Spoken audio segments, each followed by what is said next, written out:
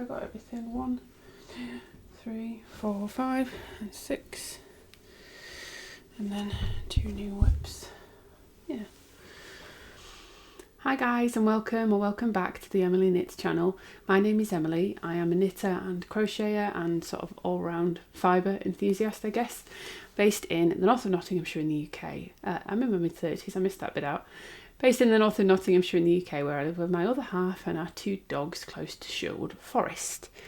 Excuse the slightly dishevelled appearance this morning. I've got a really busy day, but this is the last chance I'm going to have to film anything for you guys in probably about 5-6 days, something like that, and I wanted to film something and get it out. So you're getting a bit more au naturel today, but I'm sure you can deal with it. You're not here to look at my face, you're here to see what I've been making, so I'm sure we'll be good. We've got a traditional format podcast today. I'm going to talk through, we've got a couple of finished objects to talk about. I have got some whips that you've seen and some whips that you've not seen to talk about, and some information about a mal make along, not knit along or crochet along, and make along. So let's get going. Where can you find me? First off, I'm sorry if there's I'm struggling a bit with glare on my glasses today, and I don't think there's much I can do about it, because it's actually, believe it or not, in the UK it's sunlight that's causing this problem for once. It's purely just the light from the windows reflecting on my glasses, so if I sit forward a bit like that you can see me a little bit better. I might need to just turn my mic a bit so you can actually hear me too. But yeah, I'll try and be conscious of that. And yeah, I've got like a blue light filter on my glasses because I get headaches on the screen, but it does mean, unfortunately, that we have that problem. So yeah, where can you find me? You can find me on Instagram as @Emily_knits_. You can find me on Ravelry as EmilyKnits36. I do have a wish list on Ravelry if you wanted to support the podcast by buying me a pattern. Thank you very much to those of you who already have. I will be making some of those very soon, and I'm very excited to get going on them. You can find me also on email as emilyknitspodcast@gmail.com, and you can find me on Ko-fi as Emily Knits if you wanted to support the channel in that way. So let's jump into finished objects. This is going to look like quite a lot of work, but it's actually been it's been 2 weeks since you've seen a podcast episode, but it's actually been more like 3.5 weeks since I filmed, because I pre-filmed a bit because of stuff I had going on. So this will seem like a lot of work, but it's more work than you've had gap, if that makes any sense. Don't know if it does. But yeah, let's start talking about finished objects. We'll talk about this one first. We are going to talk about what I'm wearing, because that is another finished object, but we'll talk about this. You've seen this before on the podcast. I finished my dad's Musselburgh, and one of the reasons I wanted to film this today is that, all being well, tomorrow this will be being gifted to him. So if you're unfamiliar with the Musselburgh, this is a hat pattern by Ysolda Teague, and essentially you knit a very long tube of any weight yarn you want. Oh, I didn't weave my end in. Why has that come through? Oh, I just need to snip it off because I have woven it in on the inside. I just need to snip it off. You start at one end with a little tiny pinhole cast on. You increase out to a certain number of stitches. You knit a big long tube and then you decrease down. And the way that this then turns into a hat is one end goes inside the other end, which I have found immensely fiddly and faffy to do, but worth it once you get it done. Please hold whilst I fiddle and faff and get this sorted. And then essentially you have a double layer, double thickness beanie. This is a bit long as is, or you could wear it like this, and then you can fold up the brim as well. So I'm going to have to take my hair down to show you this, because it won't work over my hair. So this is going to be a mess. Yep. So this is what we have, and then it folds up like that. So I did the adult medium size. That looks really good, doesn't it? I'm really pleased with this. I did the adult medium size. Did I do the adult? No, I did the adult large, and I've decided that I'm going to do adult medium in future, because I would like to make this again. And I used 3mm needles with fingering weight yarn, sock yarn, which was from Faith Folk Fibres. This is their BFL Silk and Cashmere blend in the shade Murray Dancers. You can see there is this lovely navy with these green and blue and purple flecks in it. This is absolutely gorgeous yarn. Now, I have thoughts about this. I love the pattern and I love the finished object. This actually looks really quite nice, doesn't it? It's done well with blocking. It is a little bit big here and short. I would have liked a little bit more length. Sorry, I've got something in my eye. Oh, bit of mohair fluff, lovely. I'd have liked a little bit more length so you could have a bit more of a deeper brim, because the trouble is you do the brim and you start to look like you're wearing a hipster hat, and I'm just not there for that. And a little bit less width, because this is quite loose. You can see there is a bit of extra fabric there. And so this was lessons learned, basically. So like I said, I knit the adult large. I was knitting it for a gift from my dad, and I hadn't measured his head, so I didn't know what size I was going for, and I thought adult large would probably work quite well, but I think actually I could have got quite easily away with an adult medium, which would have given me more length because I would have had more width. And then the other thing was needle size. So just to add before I talk about needle size, I couldn't really have gone much longer. I think at the end of it, I had like 6 grams of yarn left. I had so little yarn left. I used the majority of 100 gram skein, the vast majority. So I'm counting that as used up out of stash, because that 6 grams has gone in my magic knot ball, because I didn't even have enough to do a granny square with it for my Yorkshire blanket. So it's gone in my magic knot ball. Skein is completely used up. So yeah, I couldn't have gone any longer, which is why, you know, I could have just ripped back. Some of you will be saying, Emily, you could have just ripped back your decreases and knit a bit longer, but I didn't have much longer to go. I would maybe only have got a couple more rows out of that, which wouldn't have made much difference at all. My hair is such a mess. I can just see. Anyway, I didn't realise that I'd maybe gone for the wrong needle size until I was watching Addie on the Knits by AJ podcast. Let me take this off because I'm getting quite warm. Oh, gosh. And do we leave the hair? I might just leave the hair, it'll be all right. So she's been making one recently for her daughter, one of the smaller sizes, obviously. Start again. The pattern is a gaugeless pattern. The idea is that you cast on whatever needle sizes. She suggests a little bit bigger of a needle size than you would normally use for this size of yarn. And then once you've got an inch worth of fabric, you measure your gauge and you match that to, there's a table in the pattern. If your gauge is this many stitches per inch, then do these sizes. And if it's this many, then this many, vice versa. So you could use it with everything from fingering weight to Aran weight to whatever in between, which is what makes it a gaugeless pattern. So for sock weight yarn, doing socks, I would normally use a 2.5mm needle. So I went up to a 3. And I got something like, I think it was 9 stitches per inch, which is the smallest gauge you can get in the pattern. And I'm happy, I am really happy with the fabric and how it's come out. The gauge is lovely. It is a very small gauge, but it's lovely. And then I was watching Addie, and she'd done fingering weight yarn, child size, so the numbers are different. But it wasn't until she said about the gauge that she'd got, and she said she'd got like 6.5 or 7 stitches an inch, something like that. And I thought, what? How have you done that? And then she said she was using a 3.5mm needle. Again, fingering weight yarn, similar kind of composition to this, I think, or it might have just been a non-superwash merino. But she'd got a really nice fabric still, a really nice gauge, but a much bigger gauge, which meant that, because I've got a smaller gauge, I've used more yarn to make the size of hat. So lessons learned are, I will probably go for an adult medium in future, because I think that will just fit a bit better. You can see there it's quite large, it's quite wide. My dad will still wear this and love this, I'm certain, because I think it will. I'm certain he will probably quite like it not being too tight on his head. But I will probably go for an adult medium instead of an adult large in future, and I will most likely use 3.5mm needles for sock yarn instead of a 3. The yarn is stunning and blocked out really, really nicely. It's very soft without being too soft. I've said before about my dad doesn't like soft stuff, so it's not fluffy. Obviously, it's not machine washable, which ideally I probably should have gone for something machine washable, which I didn't. But it's so beautiful. I've got a skein of this same, I think it's the same composition, in a brown, red and black colourway that's going to become another Musselburgh, I think. So very excited for that. Can't speak highly enough of the yarn or the pattern, and I'm quite pleased with how my decreases and everything came out as well. So I will very definitely be making more Musselburghs. This will be gifted to him, say all being well tomorrow, if for whatever reason tomorrow doesn't happen. So essentially I'm supposed to be seeing my dad's taking me to hospital because I'm supposed to be having an operation. I say supposed to be because we're going to come on to it in a minute. I was supposed to be having it a couple of weeks ago and it got cancelled the night before because there was a problem with some equipment at the hospital. It's not a major operation, please don't worry, I'm fine.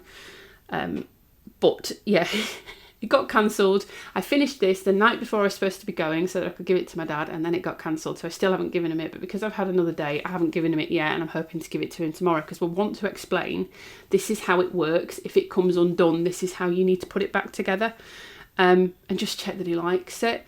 So all being well, this will get given to him tomorrow. If it doesn't, I'm going to just post it to him, and I'm going to speak to my mum and say, just explain to him this is how this works, please. So, first finished object. Oops. Very pleased with that, and I'm hoping he will be too. Oh, sometimes you just can't beat tea, can you? And it's got to be Yorkshire tea. I won't have any argument about that. Okay, so next finished object is what I'm wearing. And this is both a finished, both a started and finished object since the last time I spoke to you. So this beautiful thing is the Eken Sweater by Sophie of the Knit Pearl Girl. This will be coming out very shortly. This was a test knit, but the test finished a couple of days ago, I think. And so it should be coming out probably next week. And this is let me see if I can stand up and show you. I will pop some B-roll in as well. But this is, I'm going to have to go on the bed still, aren't I? A wonderful, wonderful sort of, I think it's contiguous or set-in sleeve construction sweater, top down with this big funnel neck. It does have an option for a roll neck in the pattern, and that's what Sophie's sample pictures are in. All stockinette with a split hem and big deep ribbing on the front and back, and deep ribbing on the cuffs as well. Let me see if I can show you this shoulder construction a bit better. Yeah, there you go. So it's got this really wonderful, almost saddle shoulder construction, and then you do some increases down here. Yeah, really, really love this. So it's a bit big. Let's get the elephant in the room out of the way first. It is a bit big. I knit size H, which was the recommended size for my size. But you can see I've got a lot of positive ease there, and I think I was on gauge. I washed and blocked my swatch. I was on gauge. However, that being said, I can tell you that this is going to be one of my most successful sweaters of the year.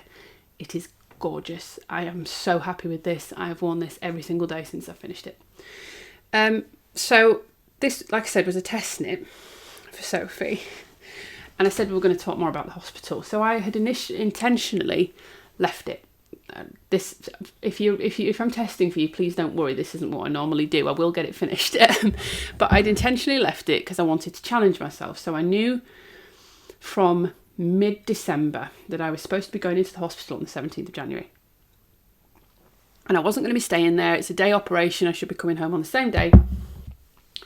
But I will be having a week off work to recover. That's what the doctors have recommended. My work are really good with stuff like that. I'm really lucky. So I will be having a week off work. Let me just frame myself a bit better. There we go. That's better. That's more what it was like, wasn't it? So I thought I would challenge myself because I have a sweater in my collection that is a very similar gauge to this. So the Dartmoor sweater by Cadre that I knit a couple of years back is a really similar gauge. That's Aran weight held with mohair, and this is just Aran weight yarn on its own. And I think it's an ever so slightly smaller gauge because of that. But I managed to knit that Dartmoor sweater over the course of a week over a Christmas holiday when we were at home with travelling to see family and stuff like that. But other than that, we were at home, we weren't doing much. And I thought, I wonder if I could do that again. It's all stockinette, it's really engaging, and I've got this period where I've got a week off work, so perfect time to try it. So I cast this on the 16th of January, and I'm technically not classing it as I cast it on the 16th, which sounds like a cop-out. But basically all I did was because I was supposed to be going in really early into the hospital on the 17th, like 7:30 in the morning I had to be there. And I knew that I was expecting that there would be a chance that there'd be plenty of sitting and waiting once they've actually got me ready and everything to be taken down. So plenty of opportunity to knit, but obviously I need something that I can kind of pick up and put down because they're going to be coming in and doing things, getting me ready, taking blood pressure, stuff like that, whatever. So I thought this would be perfect, but I don't want to be doing the setups of getting like stitch markers and stuff in place. I want to be able to just pick it up and go. So on the 16th I cast on and I did one row, which is the row where you place your stitch markers. That's all I did. I didn't do anything else. And you cast on at the back neck and then you start increasing out. So then I actually started working on it properly on the 17th. By this point, it had become clear that the appointment wasn't happening. I'd been called on like 5 o'clock on the 16th and they said, no, don't come in, it's cancelled. But by that point I was like, well, I still need to finish this test knit, so I'm going to go work on it. So I started working on it earnestly on the 17th, like I was going to do anyway. And I cast this thing off a week later, 24th. And if I hadn't been a bit distracted in the middle of that, I could have done it quicker. I could have done this in like 5-6 days of knitting. It flew off the needles. It was a joy to knit. And yeah, I finished it on Friday. I blocked it Friday night. It dried on Sunday and I've worn it. We were filming today on Thursday. I wore it Sunday, Monday, Tuesday, Wednesday, and I'm wearing it again today. I swear my colleagues must think I'm gross. I don't care because this thing is perfection. I love it so much. So I knit this in. The brown is Kremke Soul Wool, Kremke Reborn Soul Wool Recycled, something like that. Kremke, it's got a really strange long name, but it's an Aran weight recycled wool with these sort of slightly tweedy bits because it's recycled. I think it's 100% wool. I will check and I'll put it on screen. This is the shade Fawn, and I had 5 skeins of this in stash that I'd got from a friend in a D stash last year, so I had 1,000 metres of this. And I was quite pleased with myself because the plan had always been, I decided quite quickly that I wanted to use this for the Eken. When I got the test knit for the Eken, instantly I knew I wanted it in this brown. I wanted it in this because it was perfect for it. It just lent itself to it really well. But I was fully planning to have to buy some more yarn because I wouldn't have enough to do all of it, to do, you know, collars, cuffs and all of it. 1,000 metres is not enough for me, particularly not for an oversized, quite long sweater. And I was quite pleased with myself because I came to that point and I just didn't want to buy yarn. Who am I? Like, I've never not wanted to buy yarn. I've never not wanted to buy yarn. And don't get me wrong, I think if it had been, Emily, you can go and buy 2 skeins of something new and shiny that you've not got, I probably would have wanted to do that. But I didn't want to buy extra yarn when I thought to myself, you've got stuff in stash that might work for this. And lo and behold, I did. So the grey, which I'll show you is quite a, yeah, it is grey. It's a dark grey, but it is a grey, a mild grey, is Drops Alaska. And I've got loads of this in stash. Some sage green and some dark grey that are probably about the deepest stash I've got left that I just don't know what to do with. And it worked really well with this. The gauge is absolutely lovely with it. And I'm really, really pleased with, first off, how they've worked together. And second off, how this yarn feels. So I wasn't super pleased with the Drops Alaska when I've used it before, but I held it with the Drops brushed alpaca silk and it made a really heavy, dense fabric that didn't drape nicely, didn't do anything. On its own, this is lovely. It's 100% wool. It comes in 50 gram balls, which give you 70 metres, but it's something like £1 something a ball, so it's really quite cheap. And yeah, I've done it for the hems, for the cuffs and for the collar. And I love how they've worked together. I'm really pleased I didn't buy yarn and I've used it up, and I love having that contrast. I just think it really, really lends itself to it. So yeah, absolutely love this one. The Kremke, I used up all 5 skeins. So basically what I did with this was I started at the yoke and I did all of the yoke and the increases and everything. I joined for the body. I did a couple of inches on the body, or maybe like 1.5 inches on the body, just so I didn't have that one row where you've joined in the round. And then I went and did my sleeves. And I started with the first sleeve with a brand new skein of Kremke because I wanted to see if I could get a sleeve out of a skein. And I also wanted to make sure that by the time I'd done the sleeves, I knew exactly how much I had left to go on the body. So essentially, I did get a sleeve out of a skein. I got a sleeve out of probably like 75 grams of a skein, and then I did the second one, and then I knew exactly how much I had left to go on the body. So I couldn't tell you how long the body is, because basically what I did was kept going until I ran out of brown. But then when I ran out of the brown, I didn't have enough left to do another row, was when I switched to my grey and did my setup row for my split hem. And it's got I said it's got a split hem, but it's got a deeper hem at the front than the back. No, all the way around back than the front, and I really like that, and it's a really nice length on me as well. So I'm super pleased with that. But yeah, every single scrap of that yarn is gone, and I think then about 100, I think I worked out it was 153 grams of the Drops Alaska I've had to use. So yeah, quite a lot of that is used up as well. I think I had 800 and something metres. So what's that? That's over trying to do quick maths. If 50 grams gives you 70 metres, 500 grams would have given me 700 metres, and I think I had 800 and something, so I've probably still got about 700 metres left in stash. But it's used up quite a chunk of it, and I'm very pleased with that. Having now known how much I've liked this, I've got about 900 metres of the sage green as well, and then I've got this of the left bits of the grey. I think I will actually use this for something and combine it with the sage green and make something like maybe the Ursa by Jacqueline Cieslak out of just drops Alaska with nothing held with it, and I've been really pleased with it. But yeah, I'm super, super, super pleased with how this looks. Very cosy, very wearable. Love this yarn as well. The Kremka is really light. Despite being a massive, oversized Aran weight, long sweater, this only weighs like 653 grams total. It's really not very heavy. So this yarn, what I've been doing this year, because obviously I'm on a yarn ban and I'm trying to stash bust, I am also at the same time keeping a bit of a note of the yarns that I like. So I want to revisit again next year, or brands that I like that I want to see more of next year. And this stuff is very, very definitely on that list because it's been really, really lovely. Obviously, time will tell how it wears. It's pilled a little bit, but I expected that from this kind of wool, and it's really not that bad. It still looks extremely neat. So yeah, overall, the Kremka, I'm pretty certain the Kremka was like £5 something a skein. That's not what I paid for it, because I paid less than that in the D-stash. My friend gave me really good rates. Basically, I got it for like 25 quid or something. No, I got it for less than that. I think I got the whole thing for like 25 quid, and there was other things in there other than this Kremka. She just sort of chucked this in. But if you were to buy it, I think it's like £5.50 a skein. And a skein gives you about 200 metres. Because I had 1,000 metres. I had 1,000 metres with 5 skeins. And then drops Alaska, like I say, is 70 metres per 50 gram ball. It's like £1.70 something a ball. So I'll pop on screen the total amount that it would have cost, that it would have spent, I nearly said then, that it would have cost to make this pattern.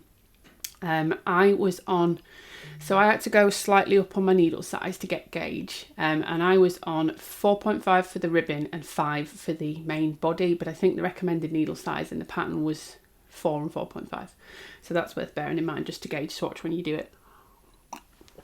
But yeah, this pattern will be coming out very soon, and I think it's really, really nice. It's really easy to follow, really enjoyable. Sophie's patterns are always beginner friendly because she really does handhold you through them.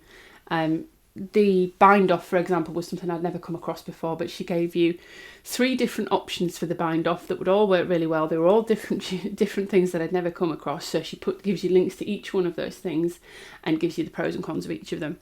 They're very, very, very well written patterns. They always are. She's probably about my favourite designer. And this is absolutely no exception. So yeah, big success. Big success. Okay, so now what? Let's talk about a new cast on that you've not seen, because this links to the mal that I was talking about. So you've heard me mention before Leah of Leah Amber Knits, who I am lucky to call a good friend, who is a designer, knitter, crocheter and now podcaster. And honestly, if you haven't checked out the Ruby and Pearls podcast, I am biased because she's my friend, but I think if you like my content, you'll really like Leah's content. There are dogs in it for starters, which are always lovely to see.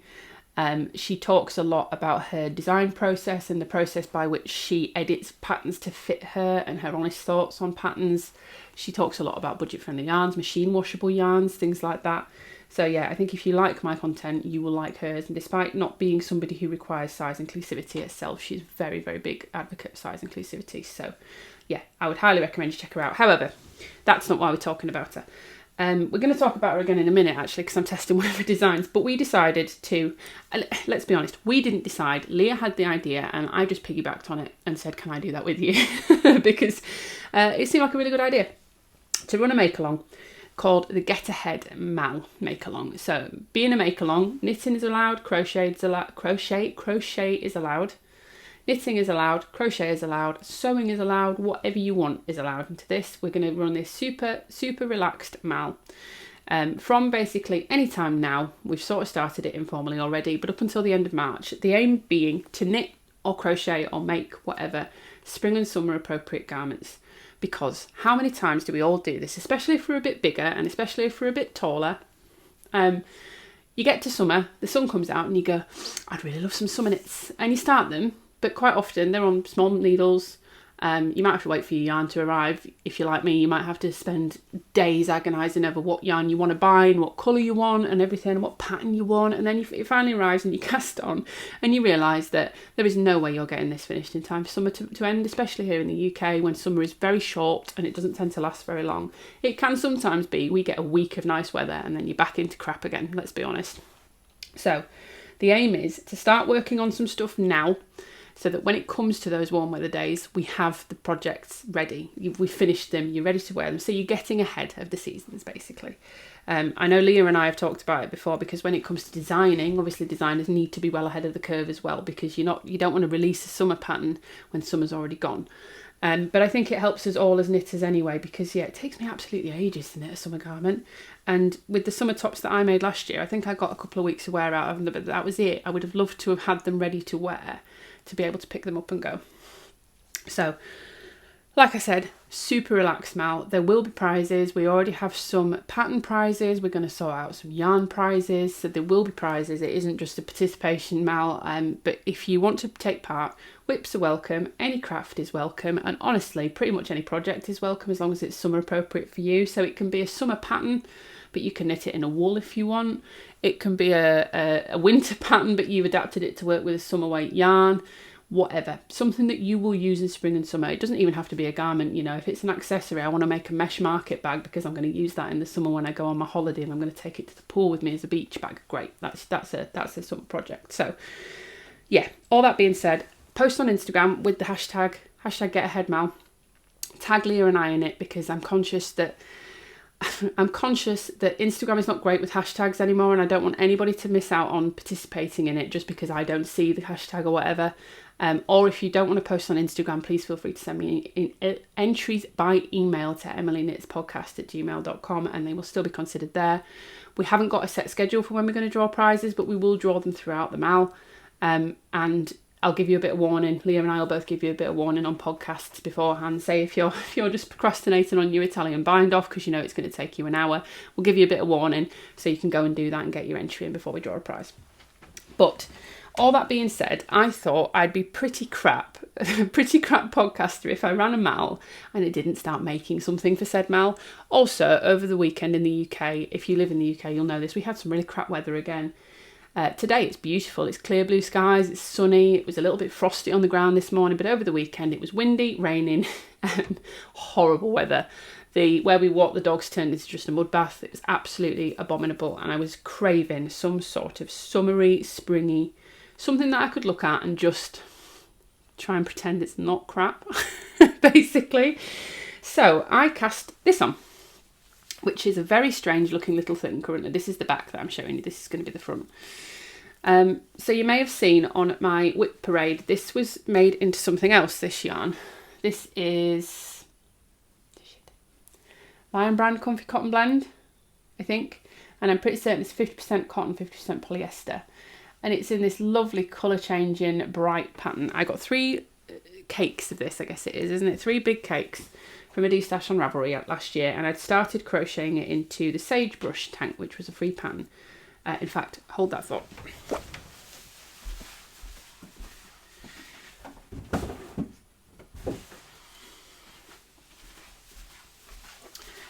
I knew I had it.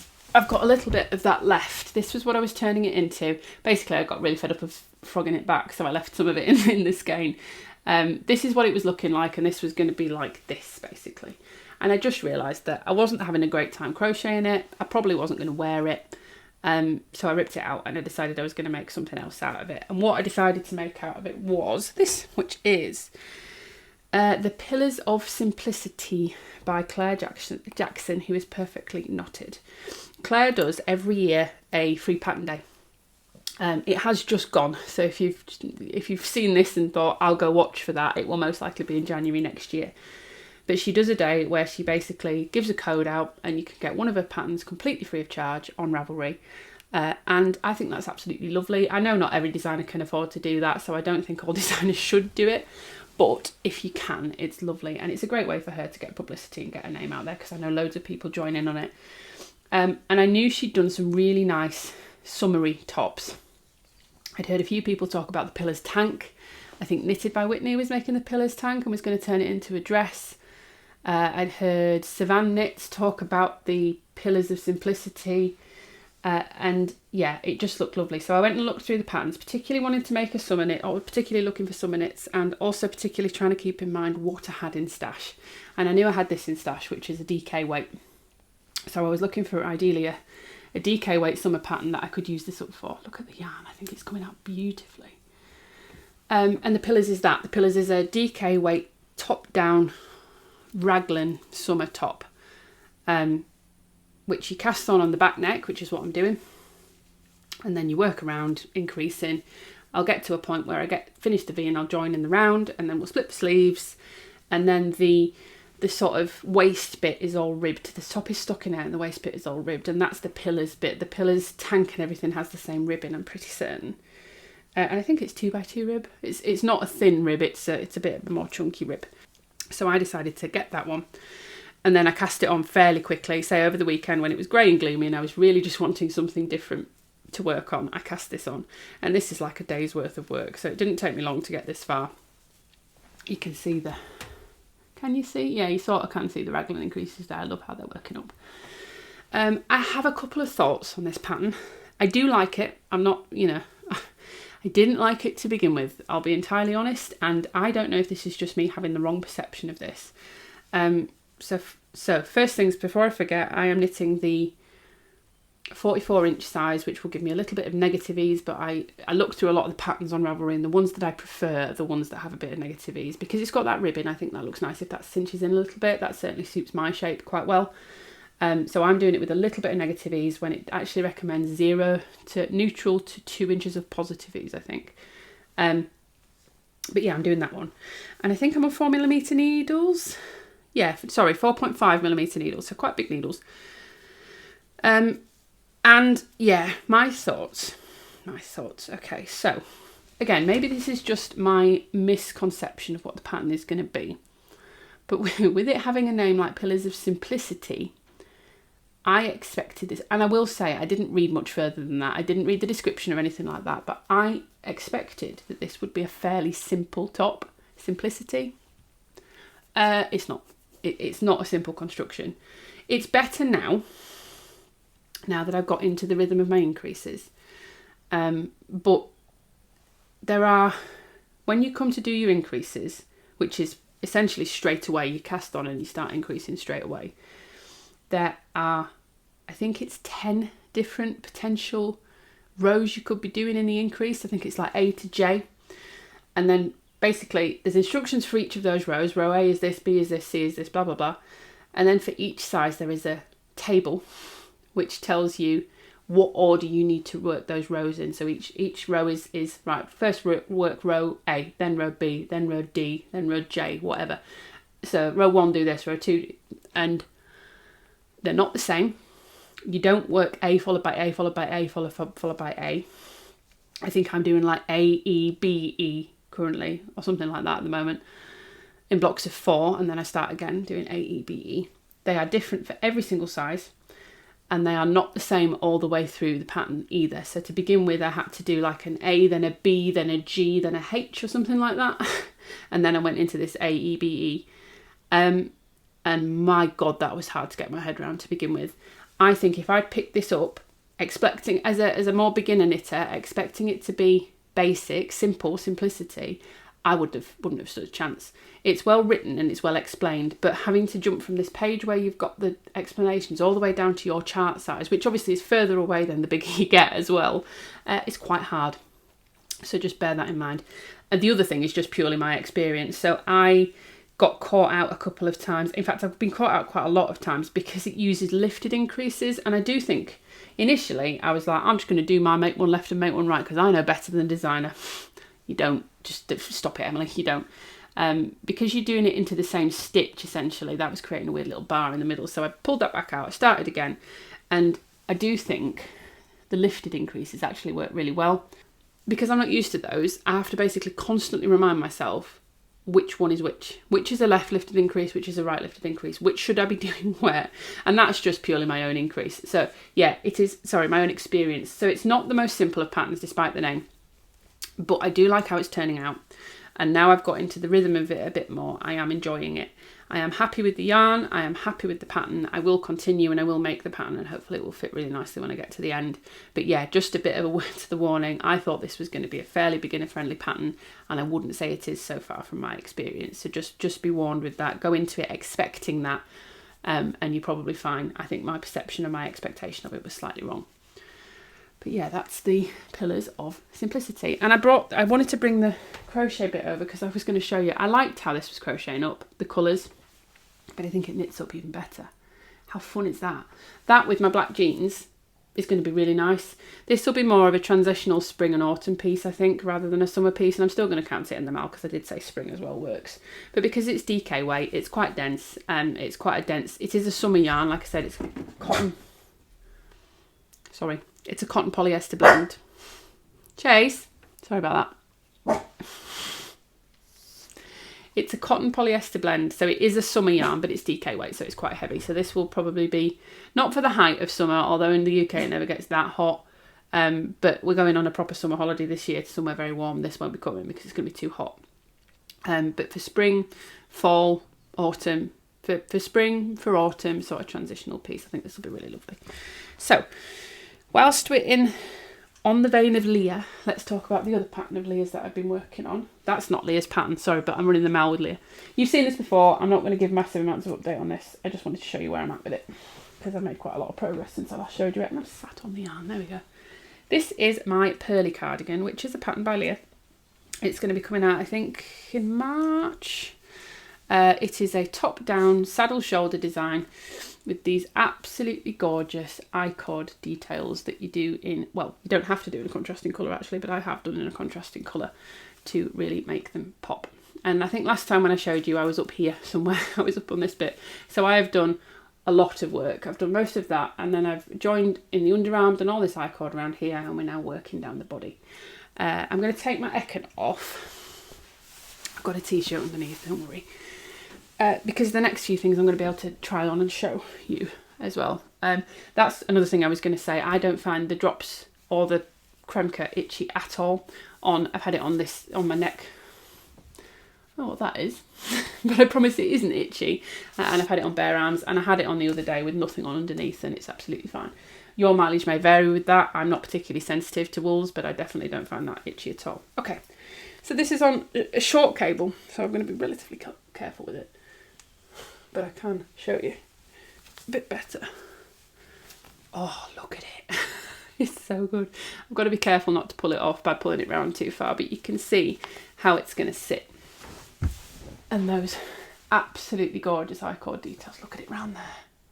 Oh, it's so good. She's done such a good design with this. So this is going to come around here, and essentially what you then do at the end is you do an I-cord down the front, so your I-cord continues. I'm so pleased with this. It looks a bit weird here because, say, this is because of the short cable. This would come around absolutely fine if I was to pull it, but I'm going to pull it off the needles if I do that. But you can see a bit better where it's sitting and how it's sitting, and I'm very, very pleased with this. I love that pop of the bright orange. Let me take this off, because every time I do that, I usually take stitches off needles.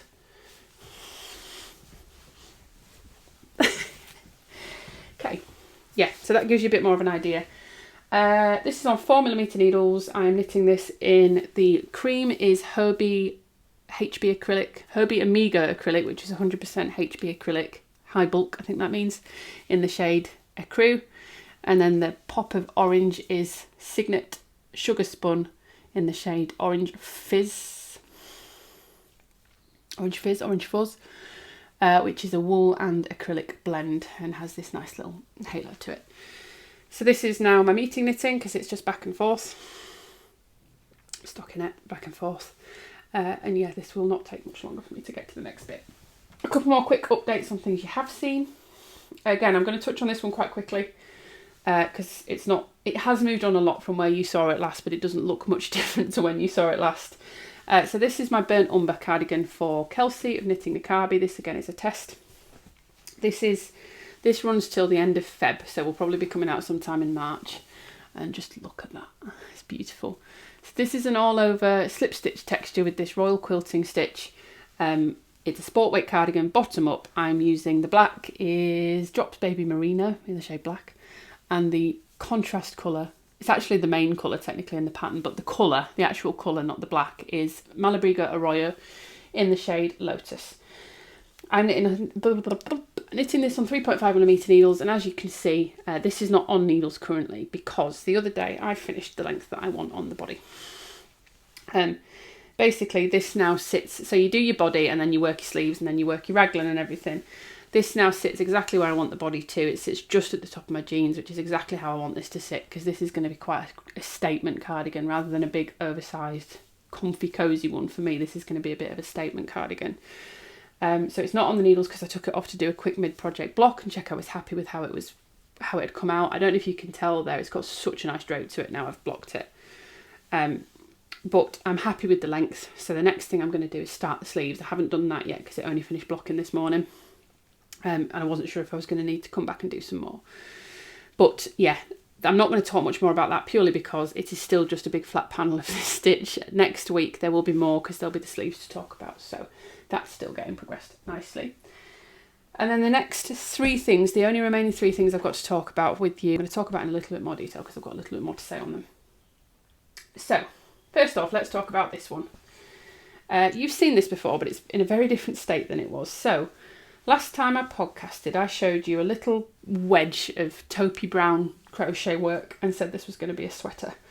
And I just started working on it. It's a test knit for Mac Dye Conley, who I think is a dyer designer and creates crochet hooks and things like that as well.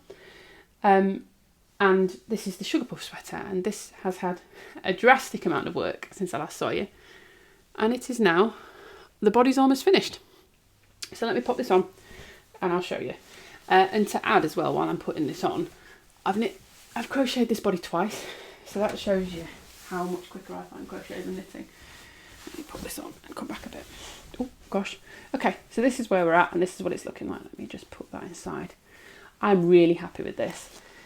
As you can see, I am onto the ribbon. So you start on the back panel, you work your back panel with some short rows, you come round and you work your fronts and you join here.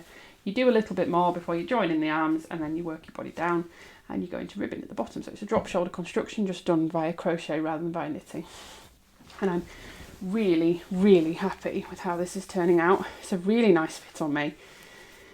I'm doing it with a little bit less positive ease than recommended in the pattern. I think I'm knitting size 4, which is a large, and technically on my measurements I should be an extra large, but I really like how this is fitting. Currently, because of these, we're getting a bit of a rugby player vibe going on, but these will pull down when I add sleeves and they will drop.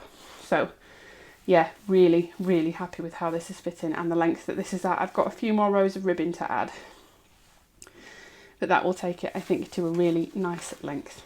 And I'm really, really pleased with where this is at. So, like I said, if I didn't make a mistake, somebody picked up a mistake in one of the earlier pieces of the pattern that hadn't been evident in my size, basically, but was evident in her size, and it basically meant that all the measurements were slightly off.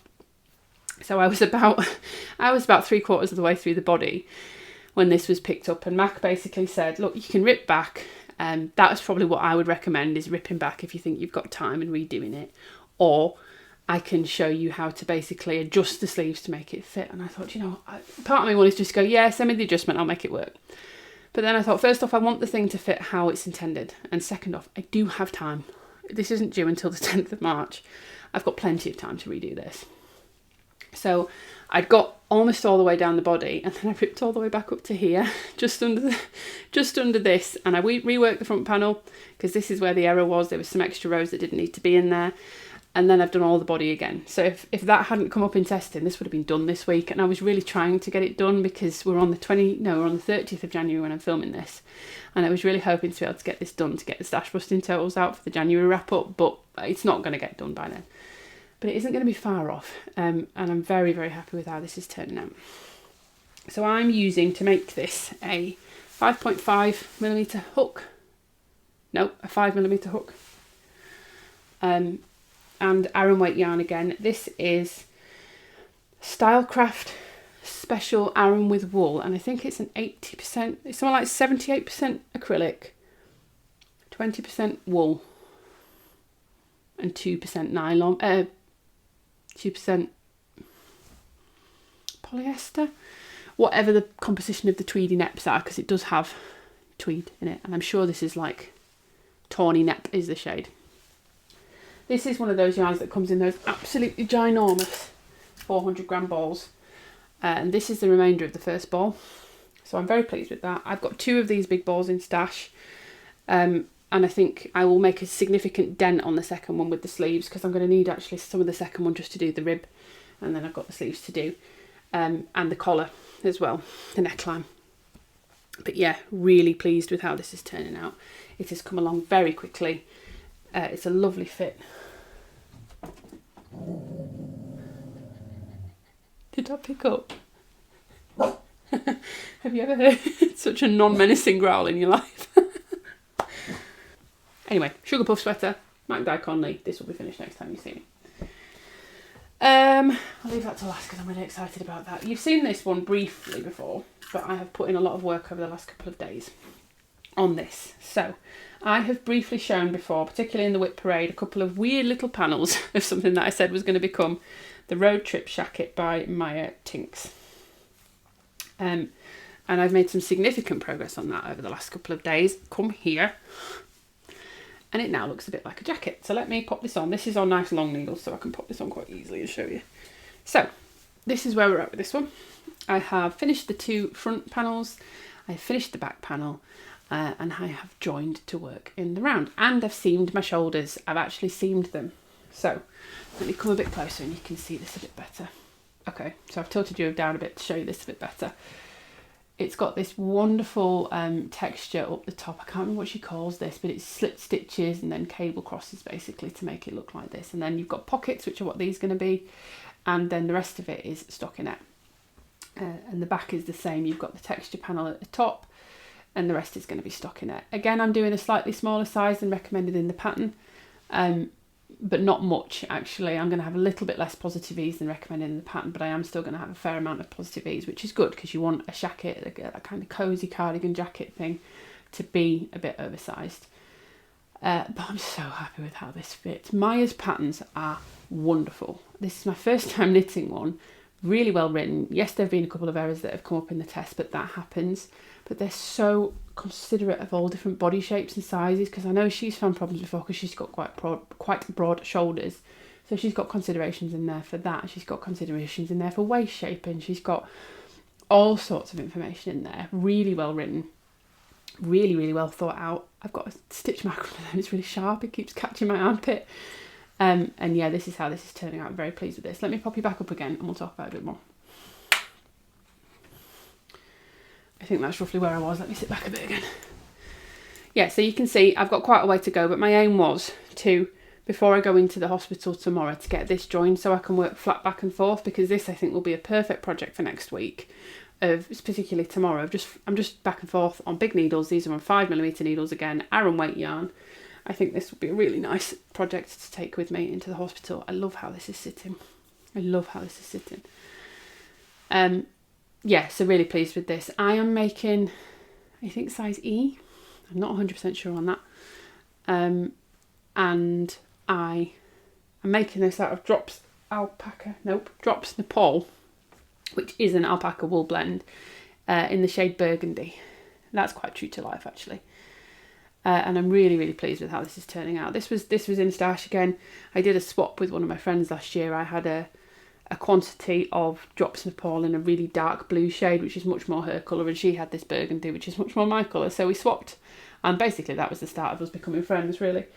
But I'm hoping that this will use up basically all of that I've got in stash, because I've got a lot of this. Again, this comes in, same as the Alaska, it's in 50-gram balls, which are 70 metres, and so I've got lots of balls of this because 70 metres is not a lot of yarn. And I think I've got like 1,500 metres total of yarn, so I've got a lot. And I'm hoping that this will use up basically the vast majority, if not all, of this yarn. Really pleased with how this is turning out. I can't wait to have this done. I'm going to wear this a lot. And I have just wrapped myself completely up in project. So that's the Roadtrip Shacket. And then this is a last buy, but by no means least. This is a saving the best till last. Is this? Let me take a drink so I can talk about this. Yeah, I've alluded to a couple of times on the podcast, once before Christmas and I think once in the last week, that I was going to be sample knitting for one of my favourite dyers, and I was super excited about it. I can stop alluding to it and actually talk about it now.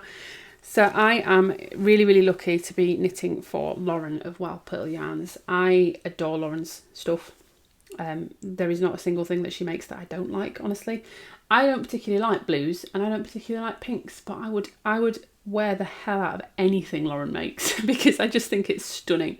I love the pinks she comes out with. I love the blues she comes out with. I love all of her colours. There's something about the way that she combines colours and her colour sensibility and the sort of inspiration that very clearly comes across in her yarns.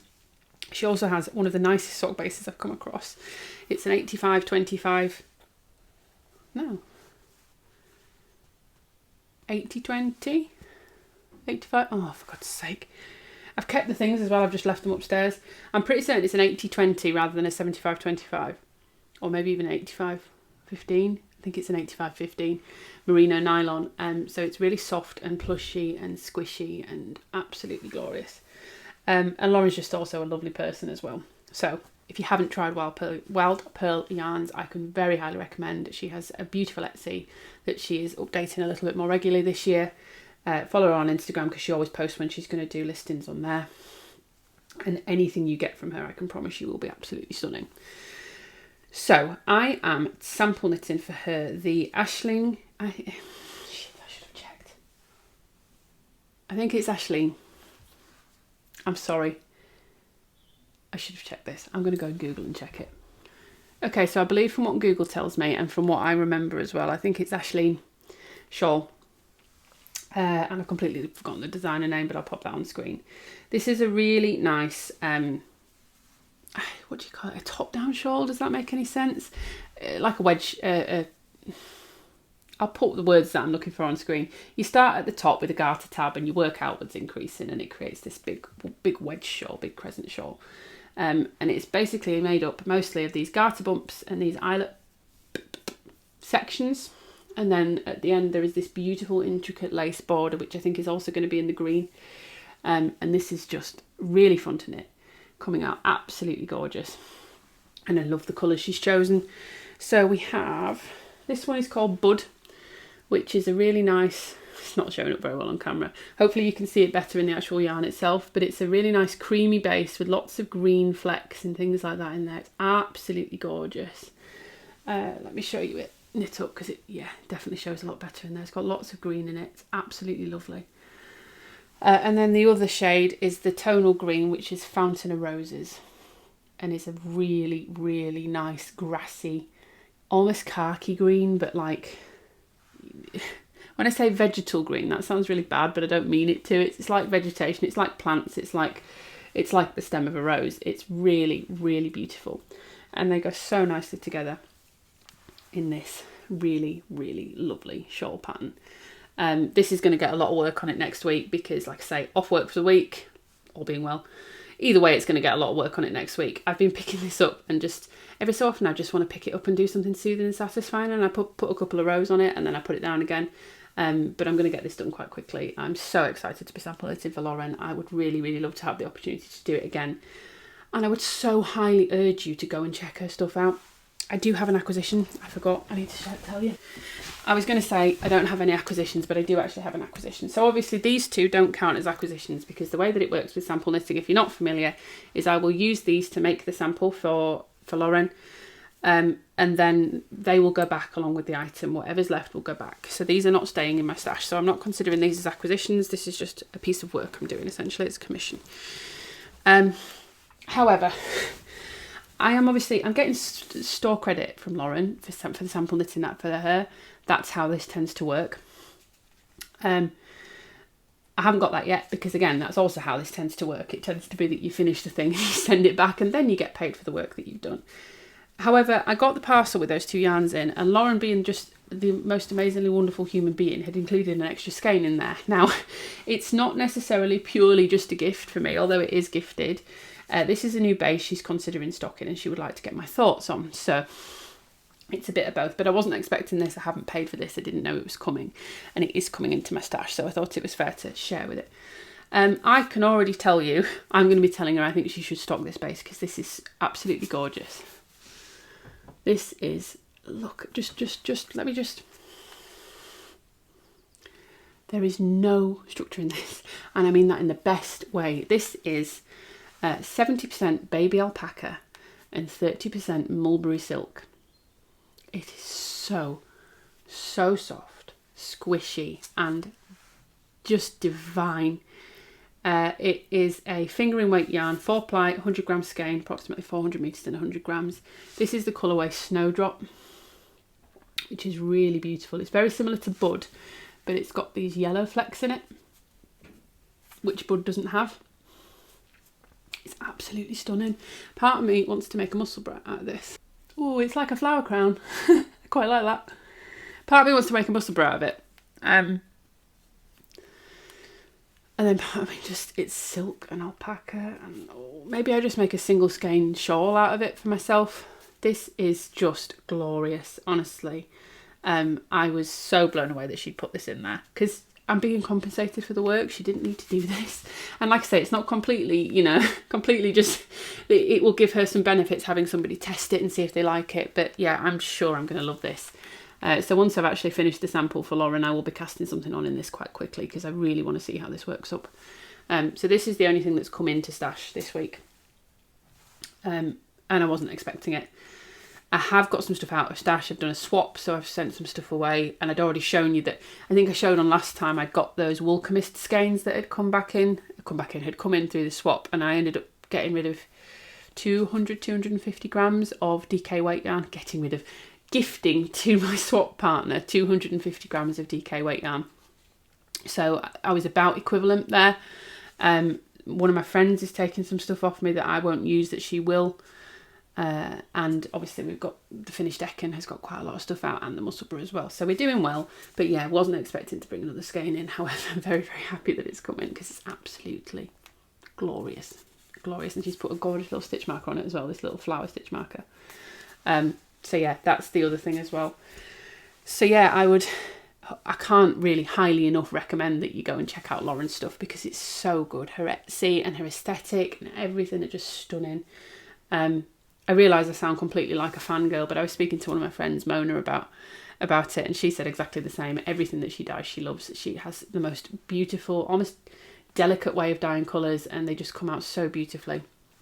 So yeah, very much hope that this will lead to further sample knitting opportunities with Lauren because this is so gorgeous, and I can't wait to get this finished and blocked and see how it blocks and take some photos of it, and hopefully she will be happy with it too because I'm really proud to be doing it. I feel like I've waffled like mad. It could be a little, that's the wrong way around, isn't it? A little bandana. That's not staying in the final thing. It's definitely not staying in the final thing. It's a toss-up tomorrow between this coming into hospital with me and this, and I think it might be this might win because this is much more portable. I'll put it on some longer cables if I'm going to do that because it's already quite bunched up on the cables. So I'll put it on some longer cables and take that in with me. I think I do have the cables that came off of that I could put it on. So yeah, that is everything I've been working on in the last 3.5 weeks. I'm cold, so I'm going to put my Eken sweater back on. Like I say, yeah, it has been 3.5 weeks, so there is a lot, including an entirely finished sweater that you hadn't even seen me start before. But yeah, I'm super happy with everything I'm working on at the moment. I'm really enjoying the sample knits. I'm really happy to have a summer knit on the go, even though that's probably not going to get massive amounts of work. I'm going to keep working on it steadily throughout the mal, but I'm not putting a load of pressure on myself to finish it anytime soon. The burnt umber is the next deadline that I've got, and then this and the Sugarpuff aren't far behind it. The Roadtrip and the Sugarpuff aren't far behind it, but I'm confident that all of these are going to get done in the next few weeks. And I'm really excited about everything that I'm finishing because I feel like I will wear all of it in my wardrobe. There isn't really anything at the moment, which I'm trying to be a bit more mindful of, that I've cast on that I sort of impulsively cast on and then gone, I'm not sure about that. So yeah, they're where we're at with everything. I was going to mention, obviously, next week I've got a time off work, so all being well, I'm going to be able to podcast as normal next week, and I'm hoping to finish my stash tour and get that out for you next week. But over the next coming months, there is a bit of a change in my work that's going to be coming up. It's not bad news. I'm essentially going to be changing my role a little bit, which is very good and very exciting. I haven't quite nailed down the details of it yet, so I'm not going to share full details, but I'm going to be changing my role a little bit. And unfortunately, it probably does mean I'm going to have a decrease in my knitting time. Because I'm going to be travelling more, I'm going to be more in demand, I'm going to be on more meetings and things like that. So I'm trying to make the most of it while I've still got the time to do it and trying to finish lots of stuff off. But yeah, it's going to change in a few months, and you might see that start to change over the next sort of coming weeks as it starts to ramp up a little bit more. But otherwise, yeah, I'm going to do, there should hopefully be a podcast coming next week, or there should hopefully be my stash tour coming next week. So if you want to see that, then like and subscribe. Make sure you subscribe to the video. Make sure if you want to see that you've subscribed to the channel so that you don't miss when I upload it. I'm also going to, at some point, hopefully next week, do a stash busting roundup for January, because tomorrow is the last day of January. So we're going to have a talk properly in the actual stash busting video about exactly how much I've used up, what I've still got left in stash, and also how I've found the first month of stash busting and not buying things. So we'll talk about that. We'll talk about positives, negatives, everything in between. And then, yeah, hopefully next week or maybe the week after, there'll be another podcast. I want to get back to doing podcasts weekly, but currently at the moment with stash tour and stash busting, I feel like that's 3 videos in 1 week I'd be doing, which is a bit much. So it'll probably be 2 weeks, and then we'll try and get it back into the 1 week schedule. But if any of that sounds interesting, make sure you subscribe so you don't miss out on anything. Thank you again for choosing to spend your knitting time with me, or your watching time with me. I know it's always precious, and I know there's so much other content you could be watching, so every single view means the world to me. So thank you for being here. And listening to me waffle, and listening to me say about 20 million times a video. I can't wait to see your entries into the mail. Don't forget to tag us in there. Or if you don't want to post it, do you know what? If you don't want to post it, either email it to me, or you can just send it to me in a direct message on Instagram and let me know it's for the Get Ahead mail. I can't wait to see your submissions, because I always get loads of inspiration from you guys as well, patterns that I never would have thought of otherwise. So please feel free to join, tag us, reach out in any of the methods that I mentioned to get your submissions to us. But I can't wait to see what you come up with. So I'll see you next week. Hopefully for a stash busting roundup and a stash tour, both of which, stash busting should be positive, stash tour is going to be a little bit embarrassing, but I'm going to be honest about it. And then we'll be back to regular scheduled content, and we'll be making more podcasts, and we'll be moving forward with that. Thank you very much for watching, guys. Have a great afternoon, evening, weekend, whatever it is, wherever you are, and I'll see you on the next one. Bye, guys.